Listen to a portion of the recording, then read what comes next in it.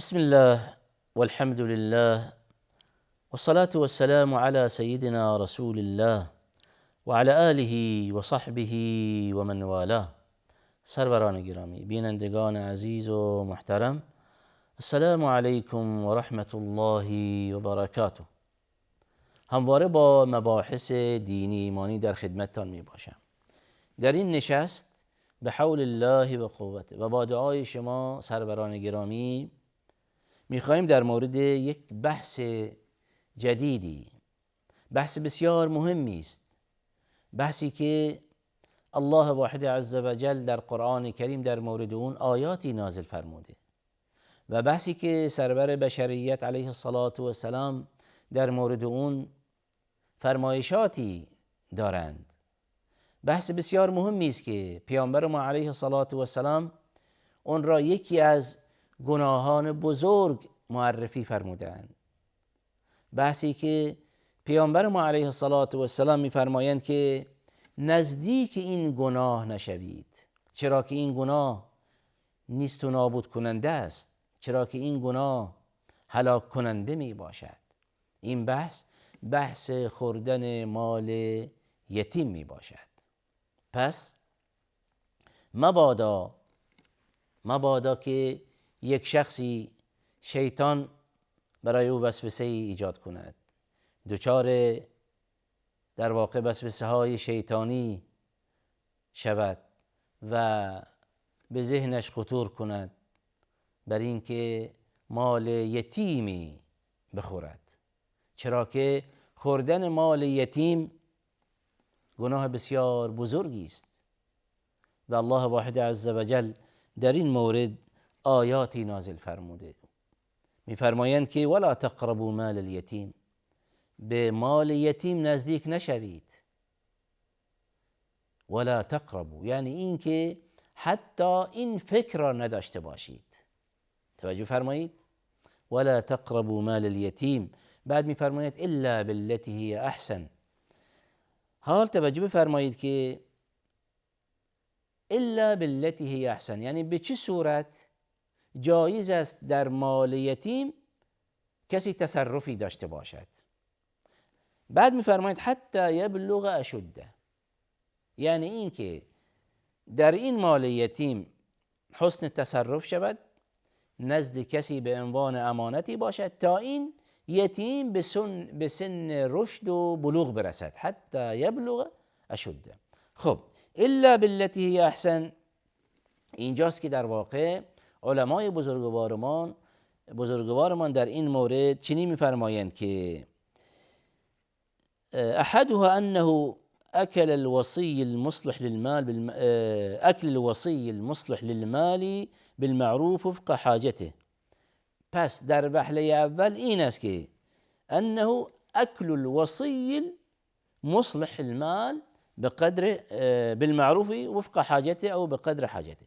یعنی چه؟ یعنی این که الان توجه فرمایید، یک شخصی بچه یتیمی را سرپرستی می کند. این بچه یتیم هم مال و اندوخته‌ای الان به ارث برده و یا بنا به اسبابی اندوخته‌ای در دست دارد. خب الان اون کسی که این یتیم را سرپرستی می کند می تواند به اندازه خرج و مخارج و هزینه اون یتیم از این مال چه هزینه کند. این وهله اول که همان در واقع الا بالتي هی احسن که در آیه ذکر شده. مورد دوم، حال یک شخصی که این امانت یتیم در دست او می باشد و به سرپرستی این یتیم به عهده گرفته، می تواند در این مال یتیمی که در دست او می باشد تجارتی راه بیندازد تا این که در واقع این یتیم هم سودی ببرد. خب این یکی از نمونه های تصرف. مورد سوم این است که این مال را برای او حفظ کند تا اینکه بزرگ شود و این مال را به او چه بسپارد.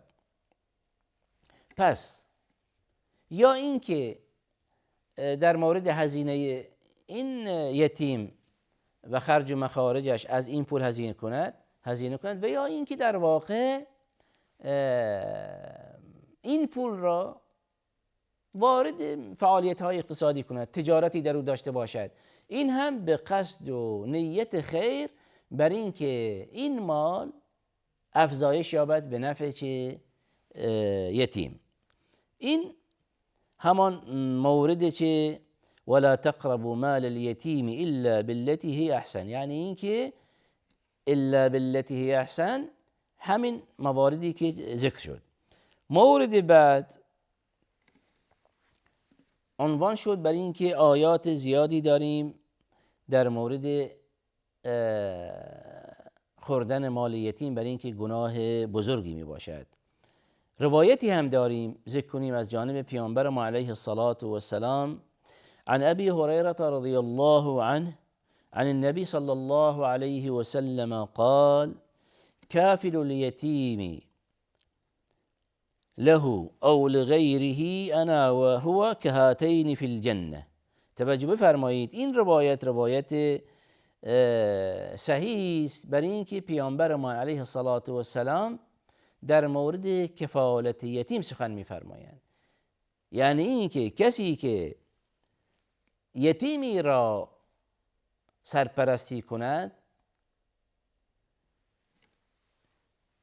اداره زندگی او به عهده بگیرد و در مورد این یتیم خوبی داشته باشد، بداند که فردای روز قیامت جایگاه خوبی دارد.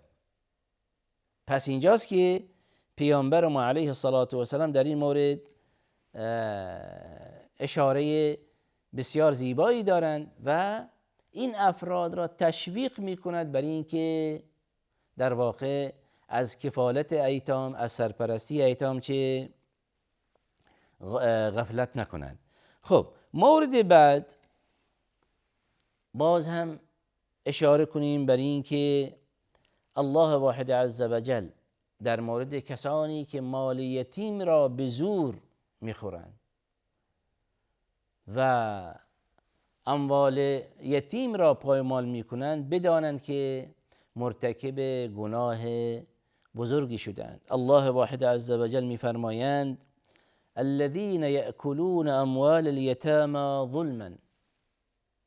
توجه بفرمایید، الذين يأكلون اموال اليتامى ظلما، کسانی که مال یتیم را از روی ظلم میخورند، یعنی این که بدون حق این مال را تصاحب میکنند. این آیه همینطور ادامه دارد، میفرمایند که این گونه افراد فردای روز قیامت آتش جهنم میچشند. این گونه افراد بایستی بدانند که خوردن مال یتیم یعنی بلعیدن آتش. خوردن مال یتیم یعنی این که در واقع آتش میخورد چنین انسانی. از این بابت آیات زیادی نازل شده که مبادا به مال یتیم نزدیک شوید. ان الذين يأكلون اموال اليتامى ظلما انما يأكلون في بطونهم نارا وسيصلون سعیرا. توجه بفرمایید، کسانی که مال یتیمان را میخورند، اینجاست که انما یأکلون فی بطونهم نارا، اینها مثل یک شخصی که در واقع آتش میبلعد، یعنی درون اونها آتش میگیرد. و سیصلون سعیرا، و فردای روز قیامت آتش جهنم میچشند. توجه بفرمایید که اگر هر کدام از ما به این مورد بسیار مهم و دقیق اشاره خواهم کرد توجه کند، هیچ احدی به خودش اجازه نخواهد داد بر این که به مال یتیمی چه تجاوز کند.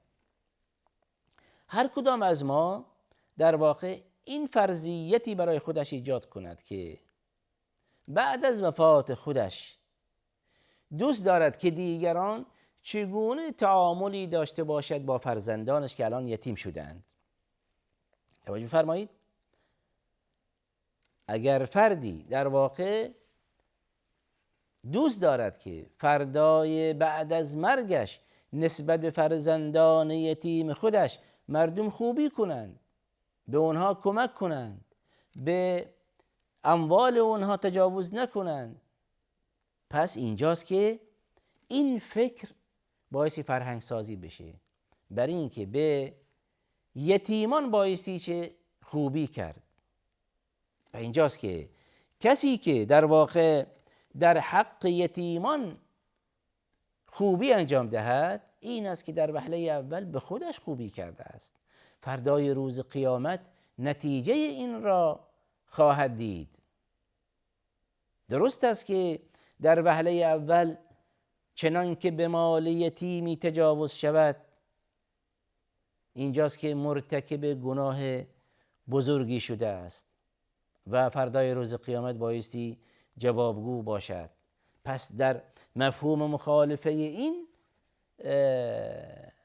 در واقع عرایض این است که پس اگر یک فردی در حق یتیمی خوبی کند و به حقوق یتیم تجاوز نکند، این فرد هم فردای روز قیامت بابت اعمال نیک خودش اجر و پاداشی خواهد داشت. پس توجه بفرمایید که هر گونه تجاوز و تعدی به حریم خصوصی یک یتیم گناه بسیار بزرگی است. و همانطوری که اشاره داشتم که الله واحد عزوجل از جمله آیاتی که در مورد حقوق یتیمان نازل فرموده، ان الذين يأكلون اموال اليتامى ظلما، نکوهشی است از جانب الله ذوالجلال، هشدار بسیار مهمی است از جانب پروردگار برای بندگانش. مبادا خودتان را به این گناه بزرگ آلوده کنید که در واقع آنچنان دچار وسوسه های شیطانی شوید و آنچنان در ایمانتان ضعیف و سست شود که در نهایت رو آورید به این که در واقع مال یتیمی را تصاحب کنید. پس تجاوز کردن به مال یتیم گناه بسیار بزرگی است. از این بابت پیامبرمان علیه السلام پیروان خودش را به این تشویق و ترغیب فرموده است که یتیمان را سرپرستی کنید، کفالت یتیمی داشته باشید. انا و کافل الیتیم فی الجنه. پیامبر علیه السلام در واقع تشویق و ترغیب میکند پیروان خودش بر این که یتیمان را سرپرستی کنید. فرمایش ندادند که مال یتیمان را تصاحب کنید، بلکه یتیمان را سرپرستی کنید، در حق اونها زیبایی کنید، اونها را شاد و خوشحال کنید که فردا جایگاه شما نزد من در بهشت می باشد. توجه فرمایید. و چقدر زیباست که در مناسبت‌های مختلف اگر هر همسایه‌ای در واقع چنان که در همسایه خودش، در همان محله خودش، در روستای خودش، در همان منطقه‌ای که در اونجا زندگی می‌کند تحقیقی داشته باشد، ببیند و در اونجا یتیمانی باشد، در مناسبت‌های مختلف اونها را نادیده نگیرد. به ویژه در ایام در واقع مناسبت‌های اعیاد، دو عید بسیار بزرگی داریم، عید قربان و عید در واقع فطر که بعد از ماه مبارک رمضان می باشد. در این دو عید یک فرد مؤمن که توانایی داشته باشد، چنان که همسایه یتیمی داشته باشد، به همان گونه که در واقع لباسی برای بچه های خودش تهیه و آماده می کند، چقدر زیباست که این فرد در فکر اون یتیم باشد و یک دست لباسی برای اون هم خریداری کند تا اینکه این یتیم در واقع شاد شود. و در روایت ها داریم برای اینکه شاد کردن یک فردی و به ویژه یک فرد مسلمان و علی الخصوص یک فردی که یتیم باشد و سرپرستی نداشته باشد اجر و پاداش عظیمی دارد. پس اینجاست که ما بندگان گنهکار در واقع این گونه مناسبت ها را غنیمت بشماریم. ما بندگان گنهکار هر چقدر که عملی هم داشته باشیم در واقع وسوسه های شیطانی هست، دچار لغزش ها می شویم، مرتکب گناه و در واقع معصیت می شویم. اما این گونه موارد زیبا در کنار انجام تکالیف شرعی داشته باشیم، این گونه اعمال زیبا اعمال بسیار نیکی می باشند که در پرونده هر کدام از ما ثبت و ضبط و قید می شوند و اثرات این اعمال زیبا را چه زمانی می بینیم؟ فردای روز قیامت. فردای روز قیامت، فردایی که همگی ما، من و شما خواهر و برادر مسلمان، به یک نیکی حتی در واقع نیاز داریم. پس برای اینکه پرونده اعمال خوبی داشته باشیم و برای اینکه فردای روز قیامت در واقع حسناتمون کم نشود، اینجاست که این اعمال خیر، این اعمال زیبا، رعایت کردن حقوق ایتام و رسیدن به اونها در واقع غفلت نکنیم. هر چقدر که یک فردی بتواند اعمال نیکی در پرونده اعمال خودش ضبط و ثبت کند، فردای روز قیامت خودش هم شاد و خوشحال می شود و اونجا که پشیمان خواهد شد که کاش بیشتر به نفع ایتام خیراتی می کردم، کاش بیشتر به نفع ایتام گام بر می داشتم، کاش بیشتر در واقع هدایایی به یتیمان می رساندم. پس توجه فرمایید که هر گونه تجاوز به حقوق یتیمان گناه بسیار بزرگی است و هلاک کننده و نیست و نابود کننده می باشد و هر در واقع عمل خیری که به نفع یتیمان برداشته شود فردای روز قیامت پاداش اون دیده می شود. و آخر دعوانا ان الحمد لله رب العالمین و صلی الله علی سیدنا محمد و علی آله و صحبه و سلم.